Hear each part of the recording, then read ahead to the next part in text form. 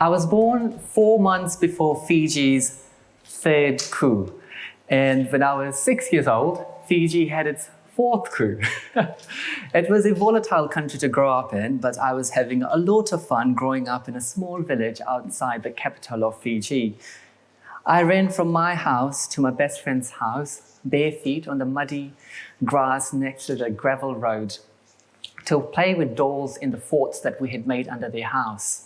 And if not dolls, we tied badminton nets across the road, stopped the traffic to play badminton. Life seemed to be going all right until I started primary school. My friend brought nail polish to school, so us rather joyfully painted our toenails. I used to wear Crocs to school, so my toenails were exposed. And my teacher had a ghastly reaction to my painted toenails. So as all good teachers did in Fiji, she hit me with a meter ruler across my calves. My teacher said that boys do not wear nail polish. It was only for girls.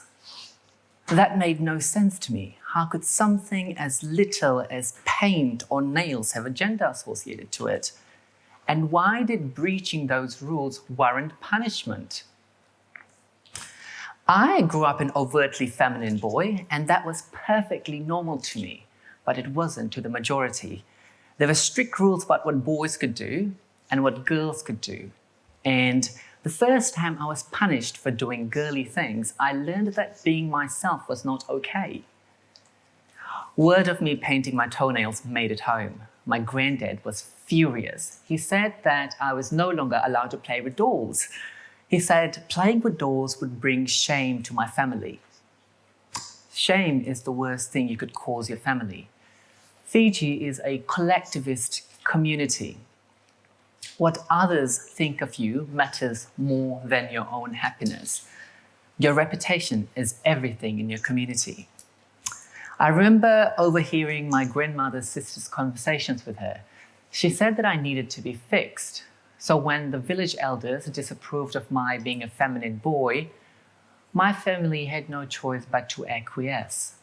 So the village elders called me into the temple and asked me if I loved my family and my community. Yes, I didn't have to think twice. Then they told me that if I did not change some things about my life, my family would disown me, my community would banish me, and I would burn in hell for the rest of eternity. My family and community were all that I'd known and loved.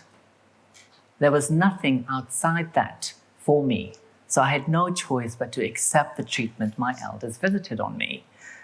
It started with benign prayers. So I was told to pray to God to fix me. I wasn't told what needed fixing, and I wasn't allowed to investigate. But praying did not make me masculine. I couldn't change the very way in which I walked and talked and danced and held my hand. So the prayers were escalated to enchanted bracelets.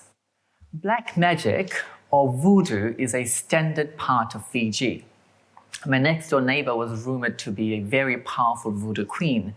She was said to be so powerful she could melt people.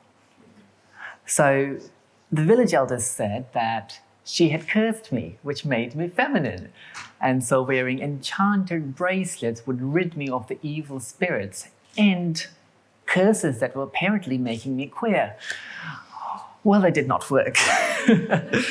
But if my queerness was not treated like an evil spirit, it was treated like a virus. I was kept away from the boys so that they would not become feminine. I was kept away from the girls so that I would not become more feminine. I was isolated. But one day, my mom took me shopping for clothes. And I ended up in the underwear aisle. And there he was, Marky Mark in the Calvin Klein ad with his abs and big muscles. At first I was confused, and then I realized, I like that. And then I realized that was a man. And suddenly, all my elders had been trying to do made sense. They were not trying to rid me of my feminine mannerisms, they were trying to rid me of my attraction to men, which in hindsight could be a curse. Well, While I was learning who I was, my elders escalated my conversion therapy to whippings in the temple. The violence was getting out of hand, but the outside world had started infiltrating our small village. My parents bought a laptop. One day I did to Google 2 boys kissing and came rushing at me gay porn. That is the first time I had seen the word gay. And so naturally I Googled, am I gay? And then came rushing at me the am I gay quizzes.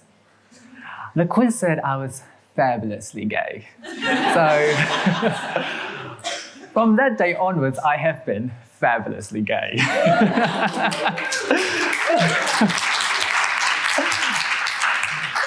It is amusing how heterosexual children learn that they are heterosexual by watching warm and loving couples at the supermarket buying groceries for their family, in the street taking their dog for a walk, or at school dropping their kids off. Whereas I, while watching one man pound another, asked myself, am I a homosexual? Yes, I am. When I started high school, my teachers employed new tactics of conversion therapy. Enter aversion therapy. I was told to flick myself with a rubber band every time I had a queer thought or feeling. Now, your queer thoughts and feelings do not elicit pain, but snapping yourself with a rubber band does. After multiple pairings of your queer thoughts and feelings with snapping yourself with a rubber band, your queerness starts eliciting pain itself. It's more like Pavlov's dogs. So accepting that you are queer becomes a punishment in itself. But making me hate myself was not enough. The religious leaders wanted to ensure that I would never return to my true self. Enter exorcisms. Yeah, it keeps getting wild. What started with having crosses pressed into my forehead escalated to being beaten with Bibles in a rundown chapel. But when the violence was at an all-time high, I abruptly moved to New Zealand in 2014. I did not come out, but the questions around my sexuality remained. In year 11, we were required to do speeches in our English class. The boy who sat in front of me was a hardcore Christian, and he would say things to antagonize me.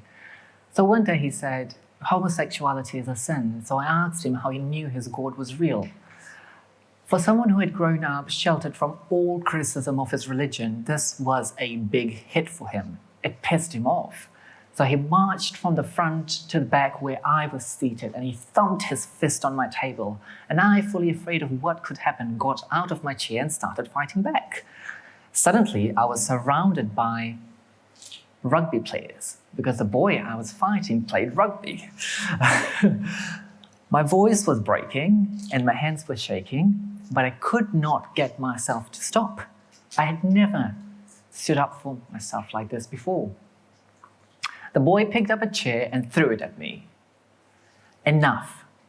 I thought that I would be abused if I came out, but here I was in the closet still being abused. It did not matter if I was out and proud or if I was in the closet hiding and keeping my queerness to myself like I was told to. The bigots were going to abuse me. It was time to fight back.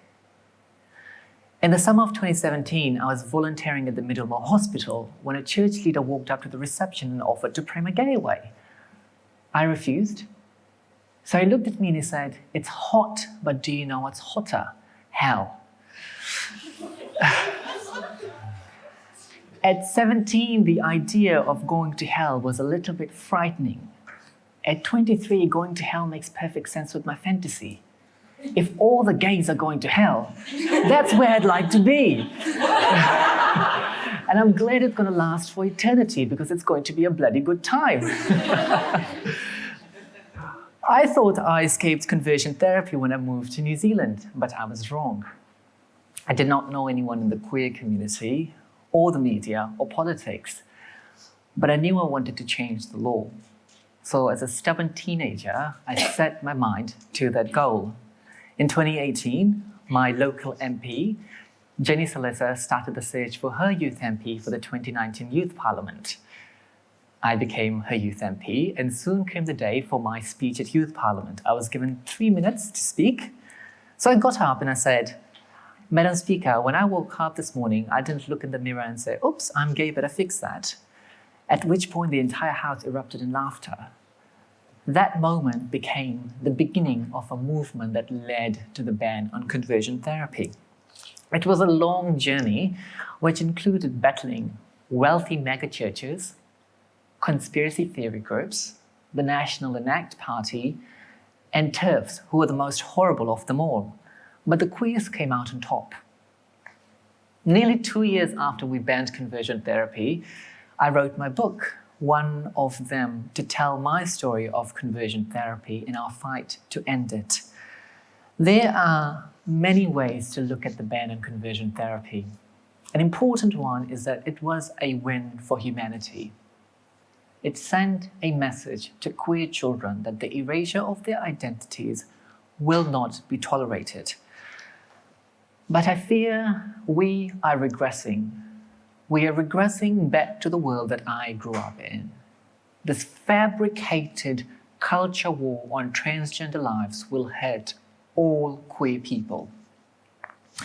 As the conservatives and the far right mobilize every day to attack queer rights, queer people and allies must stand up and fight back before it is too late.